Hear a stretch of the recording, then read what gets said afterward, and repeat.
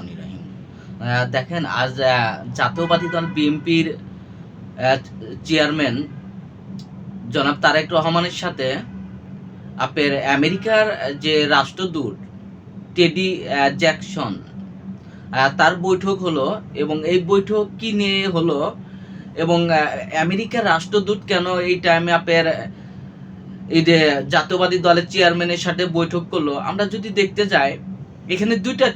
Player হতে পারে। এক, জাতীয়বাদী দল চেয়ারম্যান আপনার মানসিক মন মানসিক দেখছে, এবং তার এই যে দ্বিতীয়, তার ভূ রাজনীতি অবস্থা কেমন, এবং তিনি এই আগামীতে মার্কিনদের সাথে কিভাবে সম্পর্ক তৈরি করবে, এবং এশিয়া ভূ রাজনীতিক সে কিভাবে আপনার সামঞ্জস্য করবে, এবং তৃতীয় তার চিন্তা ভাবনা।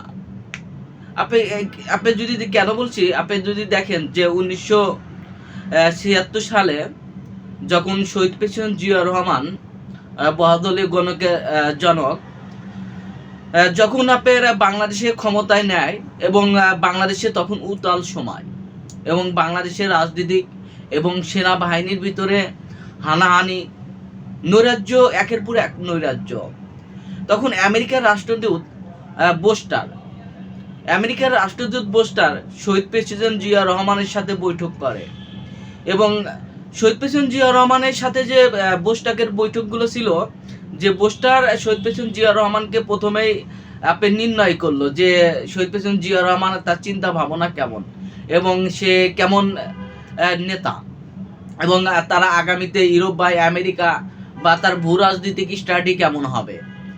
আপনার রাষ্ট্রদূত বোস্টার শহীদ প্রেসিডেন্ট জিয়া রহমানের সাথে কথা বলার সময় বলতেছে যে আপনার যে সংখ্যাগুরু নির্যাতন হচ্ছে, যে ভারত আপনার এই হিসাবে আপনার বাংলাদেশে আক্রমণ করতে পারে, কারণ ভারত তখন বাংলাদেশকে আক্রমণ করার জন্য একের পর এক চেষ্টাই ছিল, যে একটা ছোট উচিলা বা একটা ইয়ের জন্য যে তারা বাংলাদেশকে আক্রমণ করতে চাইতো। কারণ বাংলাদেশের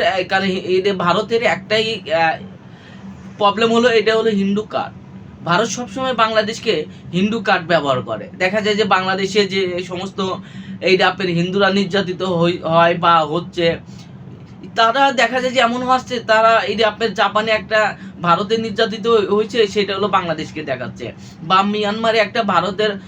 হিন্দু নির্যাতন হচ্ছে, সেটা বাংলাদেশ হিসাবে দেখা দিচ্ছে, বা আপনার কলকাতায় যদি একটা হিন্দু বা মুসলিম একটা নির্যাতিত হচ্ছে, সেটা বাংলাদেশকে দেয়। দেখেন যে ভারত তখন একের পর এক গুজব সৃষ্টি করা শুরু করলো। তখন বোস্টার শহীদ প্রেসিডেন্ট জিয়া রহমানকে প্রশ্ন করলো যে ভারত তো আপনাকে এইভাবে দেখতেছে, এটা আপনি কিভাবে দেখেন। তখন শহীদ প্রেসিডেন্ট জিয়া রহমান সে ভারতের বিষয়ে না বলে, এবং ভারতের যে অভিযোগগুলো, এই অভিযোগগুলো থেকে আপনি দৃষ্টি ফিরায় আপনি চিন্তা করলো যে আগামীতে কিভাবে বাংলাদেশ আপনার ভূ রাজনীতিক ক্ষেত্রে এবং এশিয়া এবং আমেরিকার সাথে ভালো সম্পর্ক রাখতে পারে, এবং তারা বাংলাদেশ কিভাবে আপনার অন্য দেশগুলোর সাথে সুসম্পর্ক রাখা আপনার ইকোনমিক আগানো যায়। আপনার গ্লোবাল অর্থনীতিক যদি আপনার আগানো নেওয়া যায়, বা গ্লোবাল অর্থনীতিক যদি আপনার ঢেলে সাজানোর পরিকল্পনা শুরু করলো। দেখেন যে আমেরিকা বা ইউরোপ বা আপনার মধ্য অঞ্চল দেশগুলো তখন শহীদ প্রেসিডেন্ট জিয়া রহমানকে তার যে আদর্শ, তার নীতি বা তার যে দেশপ্রেম, এটা কিন্তু সবাই পছন্দ করা শুরু করলো। যে শহীদ প্রেসিডেন্ট জিয়া রহমানের যে বাংলাদেশ নিয়ে চিন্তা ভাবনা, বাংলাদেশ নিয়ে যে তার কল্পনা, সেটাগুলো অনেকটাই দেখা যায় যে ইউরোপ বা আমেরিকারা, পশ্চিমা বিশ্ব বলেন, আপনার গ্লোব কান্ট্রিগুলো বলেন, তারা কিন্তু শহীদ প্রেসিডেন্ট জিয়া রহমানের আস্থা তৈরি করলো। কারণ শহীদ প্রেসিডেন্ট জিয়া রহমান সার থেকে শুরু করে আপনার মুসলিম রাষ্ট্রগুলো নিয়ে,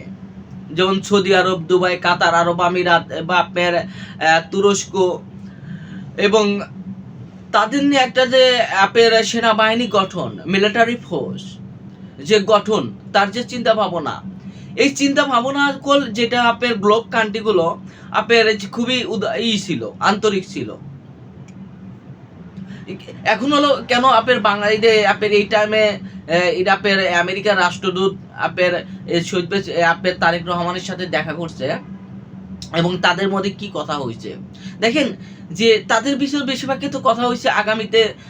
আমেরিকা এবং বাংলাদেশের সাথে কিভাবে সুসম্পর্ক রাখা যায় এবং আমেরিকা যে ট্যারিফ বসাইছে এবং এই ট্যারিফের যে কিভাবে আপনার আমেরিকার সাথে তার নির্ণয় করা যায় এবং আমেরিকার বাজার বাংলাদেশকে কিভাবে উন্মুক্ত তৈরি করা যায়, বাংলাদেশের পোশাক শিল্প, চামড়া শিল্প এবং এই শিল্পগুলো ইউরোপের বাজারে কিভাবে প্রবেশ থাকতে পারে। এখানে যে কথাগুলো বেশিরভাগ ক্ষেত্রে যে তারেক রহমানের সাথে যে বৈঠকে হয়েছে এবং যে কথাগুলোর মেন বেশিরভাগ ক্ষেত্রে হয়েছে, এখন যে ওয়েবসাইটের থেকে অনেক কিছুই প্রকাশ করেন। আপনি যদি দেখেন যে মিডিয়ার সামনে দেখবেন রাজনীতিবিদদের এক কথা এবং মিডিয়ার বাইরে দেখবেন আর এক কথা, এবং মিডিয়ার সামনে যে কথা হয় আপনি মিডিয়ার বাইরে তার অন্য কথা হয়। আপনার মিডিয়াতে যা দেখি সব সত্য নাও হতে পারে এবং ভিতরে যে কথাগুলো হয় সেই কথাগুলোর সাথে মিডিয়ার কথাগুলো অনেকটাই ডিফারেন্স থাকে। কারণ তারেক রহমান মাইন্ড বুঝতে চাচ্ছে এবং তারেক রহমান কেমন এবং সে কতটুকু যোগ্য নেতা এবং তারেক রহমান আগামীতে বাংলাদেশকে কিভাবে নিতে চায় এবং তাদের কি কি পরিকল্পনা। আমেরিকার রাষ্ট্রদূতের সাথে বেশিরভাগ ক্ষেত্রে আপনার তাদের যে আপনার চিন্তা ভাবনা বেশিরভাগ ক্ষেত্রে যে এশিয়া কেন্দ্রিক রাজনীতি, যে ভারত বা আপনার এইদের চীন,